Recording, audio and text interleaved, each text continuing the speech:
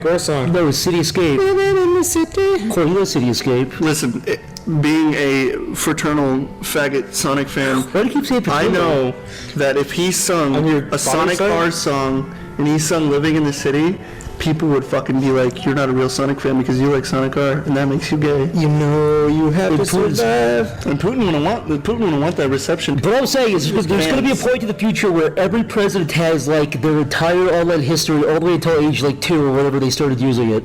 So you can go see a president's Facebook page, and that's going to be used against people in the future. It's like, well, my opponent here Dressed said, up like Naruto for yeah, he dressed up like Naruto, like with the hand signs. And he was 15. He was way too old for that. You know one of those like Linkin Park Naruto Yeah, videos? you were singing in your room. You were singing Linkin Park. This shit's like fucking 20 years old, dude. What you got on me? He's like, Yeah. yeah, well, I relate to I that. looked at it. I looked at the wallpaper. What? Your favorite Christian videos. It's like, dude, there was, you know what I mean? It's going to be one of those things where it's constant back and forth. So we're talking about Christian stuff. Talk about your Christian life, Zach. You were a Christian. Yeah, I was raised Christian. My dad was Catholic and my mom was Protestant, so it was always an interesting balance. My dad never really practiced though. Like he never really went to church. I have a question. Yeah. Did you used to go into the bathroom and take like the 9-tailed cat whip and hit yourself in the back and be like, I'm a terrible son? No, the priest used to for me. He used to be like, you little bitch. You little fucking apologize to Jesus. And have a guy come In your Jesus. room? Yeah. While you were trying to brush your teeth? Yeah, I was Stop, brushing my dude. teeth and Jesus would come in and slap me and be like, apologize, faggot. I saw what you did today. You fucking slapped the back of my head. Jesus would torment me. I was in the shower one time taking a shower. Jesus walked in and was like, can I smell dick? You call that a dick, little baby boy? And he slapped my ass with a towel. He said, good game. And I was like, Dad? The same thing happened to me. That's why, if you're gonna follow Jesus, make sure you're on his good side because Jesus. He is a dick if you irritate him. Alright, Jesus was late. I was like, I need to sit on the couch, and Jesus was like sprawled out, and he's like, sorry, there's no room. And he didn't have any fucking pants on. He had Cheetos in his fucking And you were mouth. like, dude, move your legs and like sit down like you're supposed to on the couch. And he was like, He did like one of those like 90-degree elf farts in my face. yeah, he spread his Like one of his legs were straight. Yeah, and then I was like, dude, I need to watch this. He's like, what, porn? And then he was like high-fiving ghosts and shit. Yeah. He was like, yes. It was like, Jesus, if you're gonna make a joke, you can't congratulate yourself. Yeah, it's like, what are you, 8? And he's like, Jesus, you've been watching fucking Shark Week on Netflix for the last 2 weeks to get up and do something. Wait, was he watching Shark Week for 2 weeks? I don't know. Because it's There's backed up. inconsistencies in your story. you know what, This is Jesus, I know. This is what pisses me off. Okay, I wake About up. Jesus? Yeah, no, like another thing, like when he's like sprawled down eating Cheetos and elf farting, I come downstairs and he's TiVoing all of Nick Jr. And it's like, dude, I'm way too old for this stuff. I'm an adult, and he's like, yeah. Yeah, I just listen to it for background noise. It's like, dude, I saw you one time watching. You were singing the Blues Clues song. You were fucking singing the Blues Clues. You were singing Go Diego Go, the spin-off. And of your Dora the diaper, by the Explorer. way. Go Diego Go was such a And bullshit. by the way, Jesus, we clean your diapers out of your fucking. You throw them in the laundry bin. That's not where your diapers go, dude. That is not where your diapers go. What the You sell them on eBay to your fans on your diaper YouTube channel.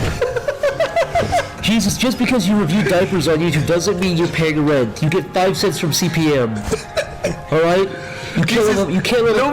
Nobody cares about your fucking like vintage Peanuts diapers. Like, I mean, Wait, let's pull up the video of Jesus doing the diaper review. 1 second.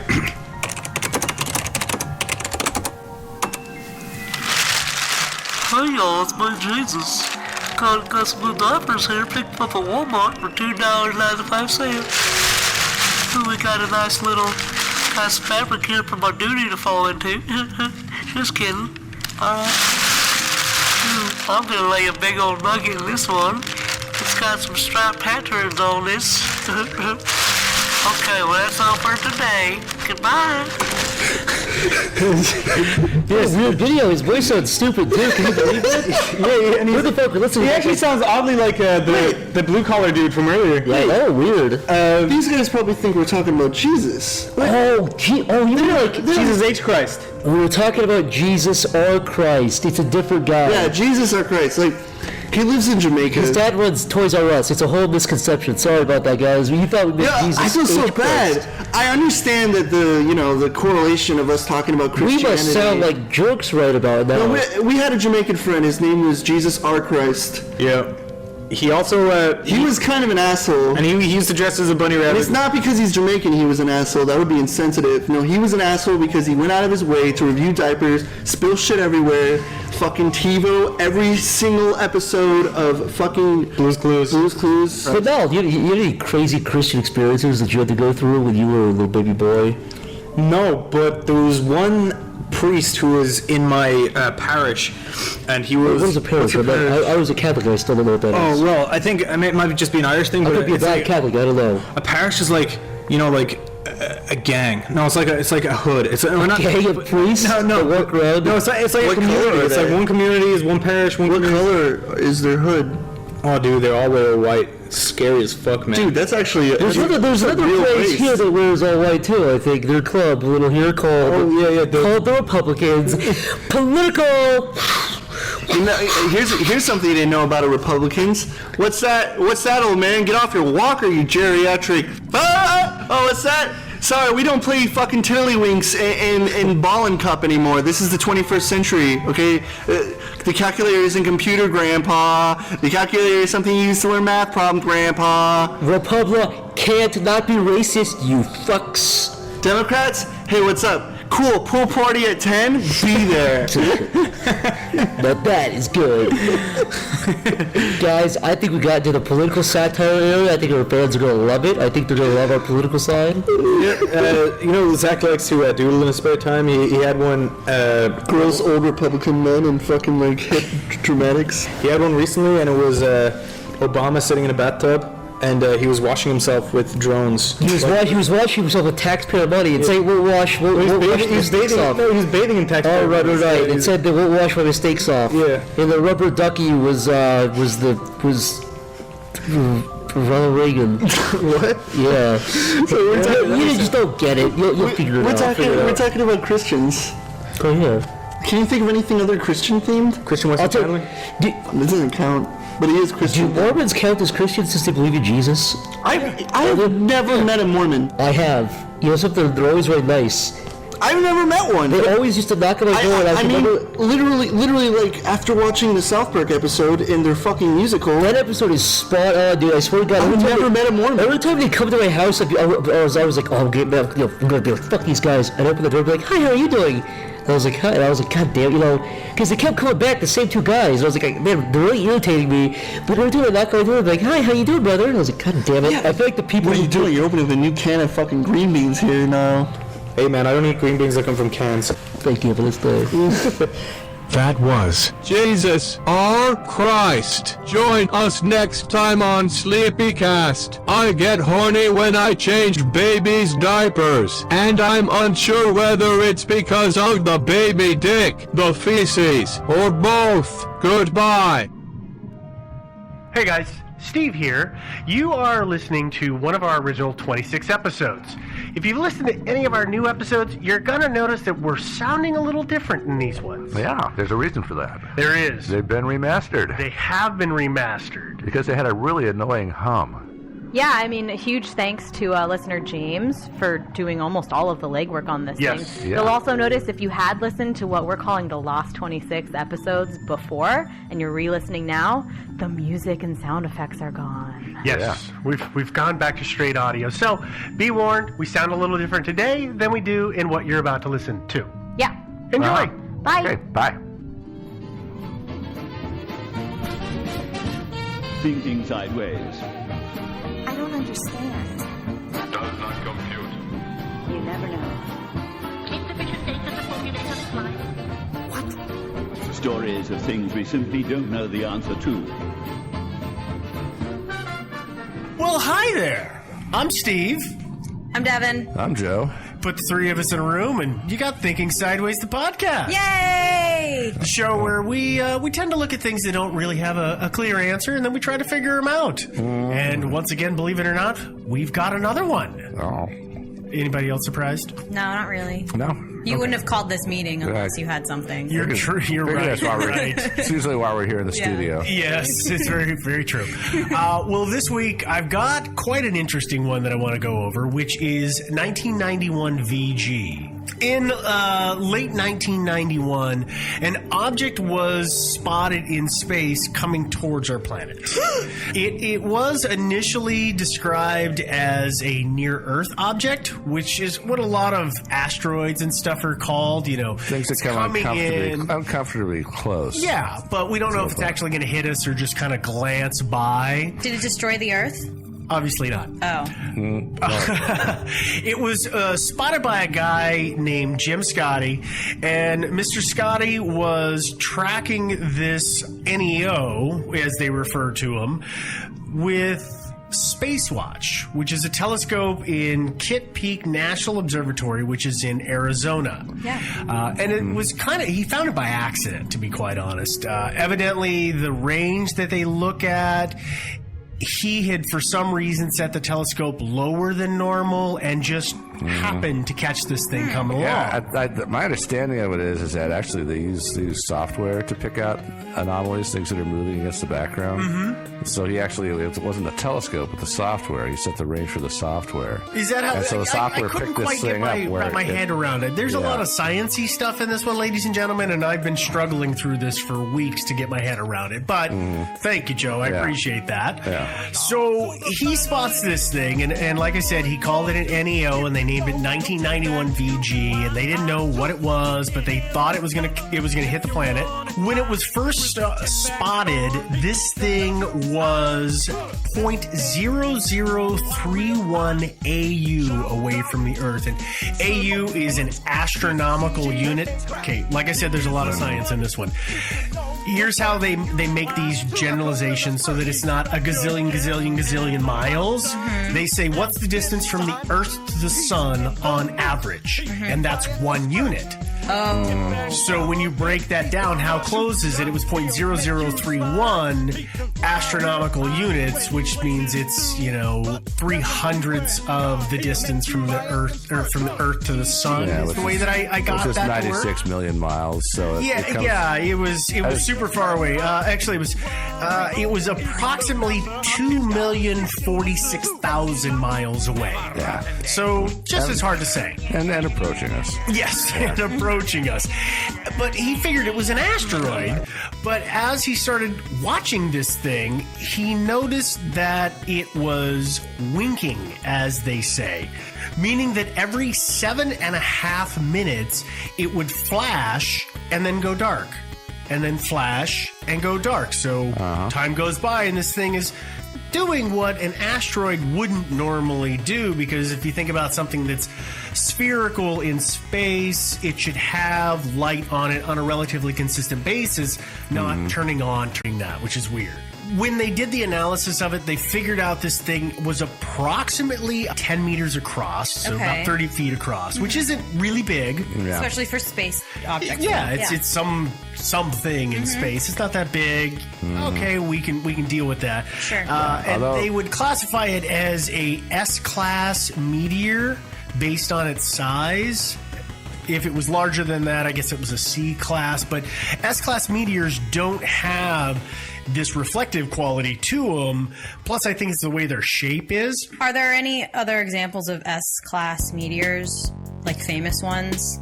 I'm sure there are, but I didn't pull any for my research, to be honest. That's fair. One thing about the way they guesstimated its size is by the amount of light it was sending in our direction, and that's based on the average reflectivity for your average meteor, your average meteoroid in space. Most things aren't very reflective in space. Yeah. In other words, it's based on on that particular assumption that they made. So it could have been 5 times as large but less reflective. That's true. Or smaller and more reflective. Half the size but super reflective. Yeah. Right. But the thing is, the reflectivity of it was what caused all the hubbub, because its nature was to reflect light in the same manner that a rotating satellite would. In other words, a metallic object would. So it's got a dark side, it's got facets on it, and so they pick up and they all shine the light back at once, and then they go dark because it's spun around. So in other words, it couldn't be a sphere. Right. It's got to be something with some kind of sharp angles. And actually, some meteoroids and asteroids are not actually spherical. A lot of them are like just brick shaped and they rotate. Yeah. Yeah, So- this was actually one of the things that I think I was reading about in maybe it was in the research, maybe when I was doing some research, but they were talking about how a lot of things we call asteroids or meteors are actually just big glumps of stuff. It's not like one rock, right? It's like a big mass of debris or whatever. Yeah. And It's all so got the way some that gravity force holding it yeah, the together. way that gravity affects that then is it pulls it into this kind of monolithic structure more than a sphere, because when it's rotating, it's got like a side that's being pulled more, and then it rotates more, and there's a side that's being pulled more. Does that Kinda make like, sense? Like That- Play-Doh in space, Sort of. essentially. It stretches and pulls Yeah. and moves around. Yeah, so that's, that was a thing they were talking about that happens sometimes in space, but I don't know that really explains the reflective quality, the more reflective of some sides than others, although I guess if, one side had more whatever kind of rocks that are super reflective, maybe, but...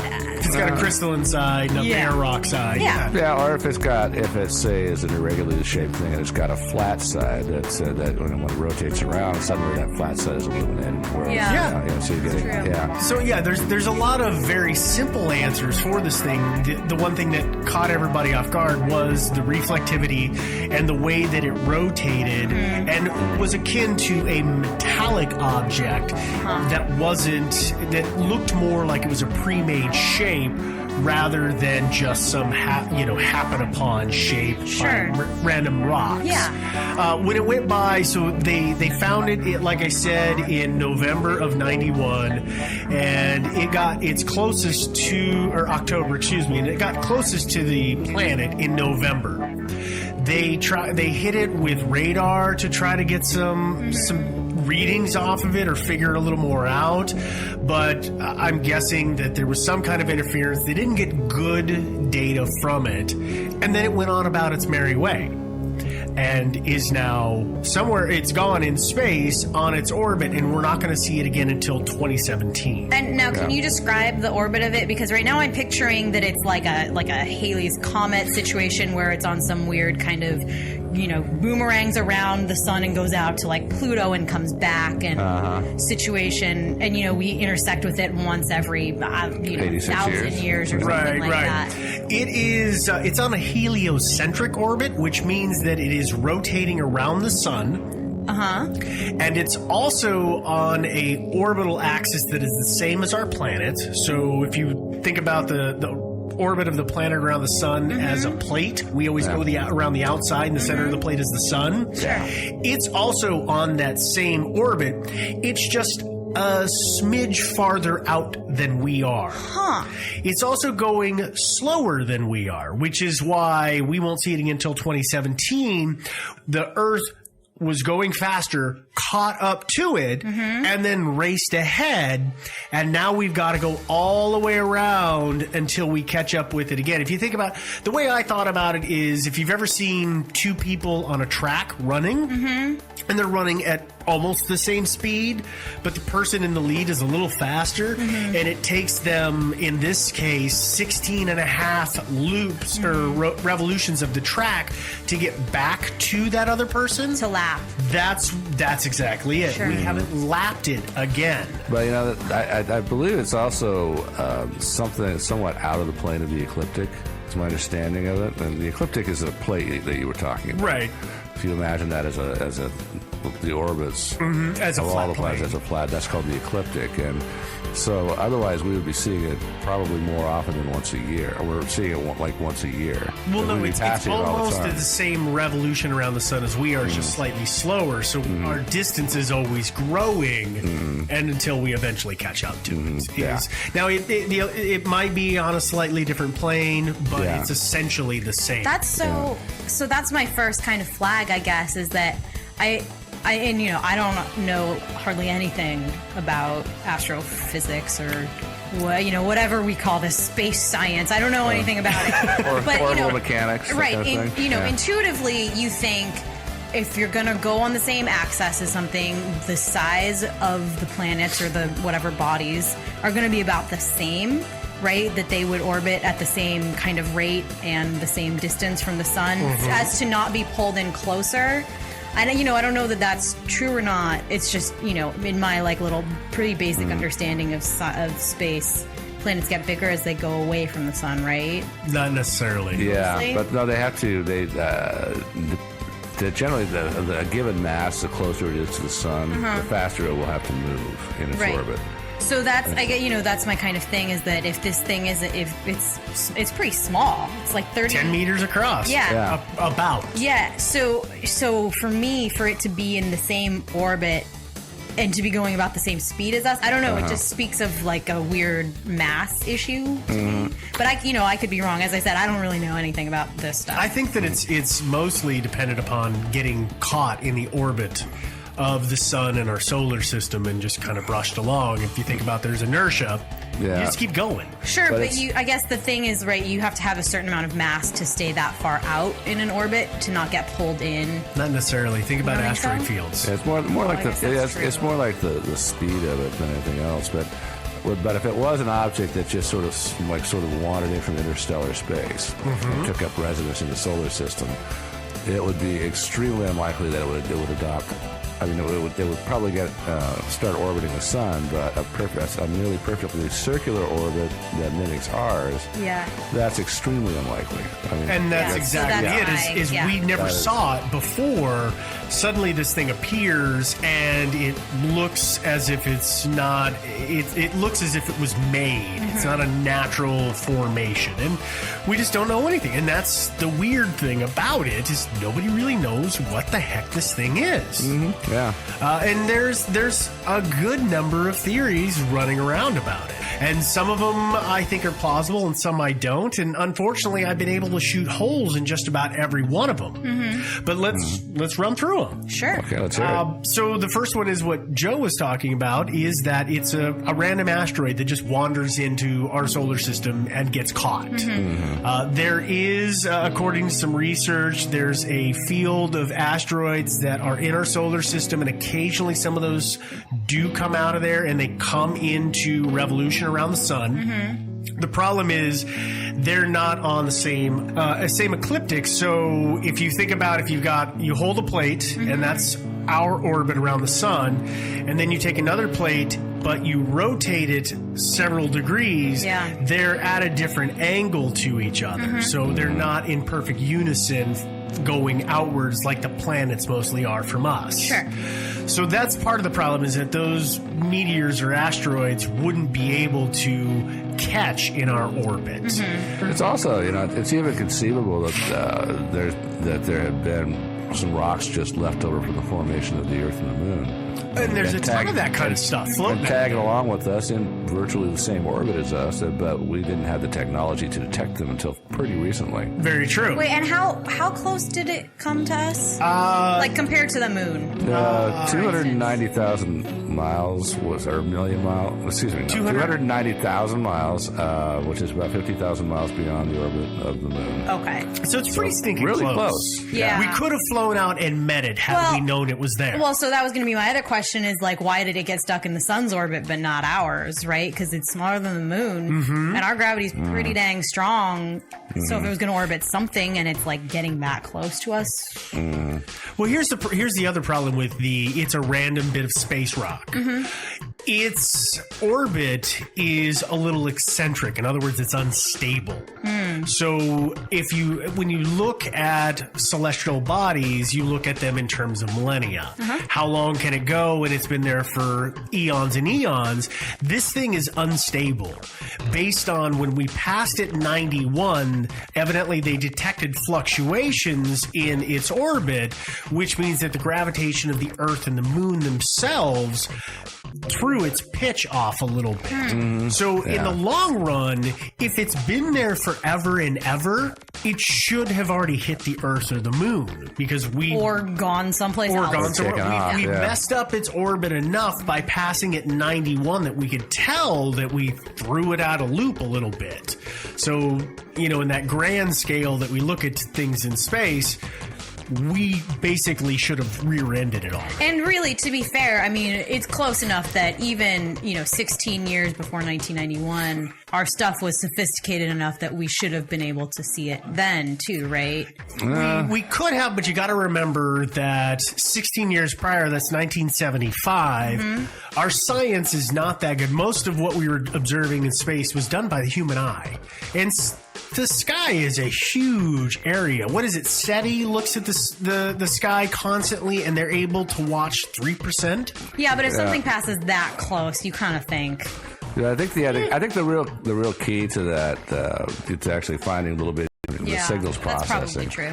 Because there's so much stuff out there, and so you gotta have. And it's really hard to detect something that's blinking every 7.5 minutes. That's true. When you're just panning across, Yeah. like, oh, there's a bright spot, keep going, and then you come back and you don't really realize that it's gone, or you don't notice that it's turned back on. That's fair. All right, that's fair. So my whole poking isn't as effective as yours, apparently. Sorry, everyone. Yeah. So anyway, so that's the asteroid theory, the stray asteroid theory. So the next theory is that it is man-made space junk. Yeah. Oh, yeah, like refuse from our various... Everything we've ever put into space, dang near, that didn't come crashing back down is still up there. Yeah. Although, there's not that many things that we put into space that have actually achieved escape velocity. And so there's not that many of those. Most of the things that we put into space, we know where they're at. It's mostly either still in orbit around the planet or it's crashed back down to Earth. Exactly. So there is a one piece of research that I really, really liked. And it talks about the fact that, yes, if 1991 VG is man-made, that would explain the reflective quality of it. Yeah. Because it's a chunk of a rocket. It's a flat piece. And everything we put up obviously is metallic, so it's gonna reflect light and spin. Simple solution. So, like we said, there's a ton of that junk that we just spewed into space, and it's floating up there.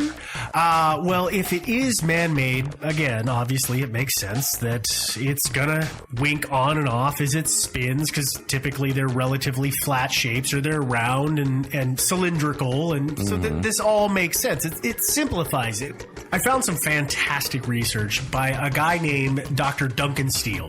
He's an astronomer. He, at the time, was a researcher at the Anglo-Australian Observatory. Oh. And yeah, he's a research fellow at the University of Adelaide. So this guy he's made his marks. Sure. So he's known as being very critical of a lot of things. He's pragmatic. He doesn't just jump to conclusions. But he did a bunch of research and a bunch of math on 1991 VG. And here's what he came up with. He calculated the gravitational orbit of 1991 VG, and this is again with his best guess information from when it was first observed to when we lost it. Sure. And he tracked that back, and he's one of the ones that figured out that we're going to see it in 16 and a half years approximately.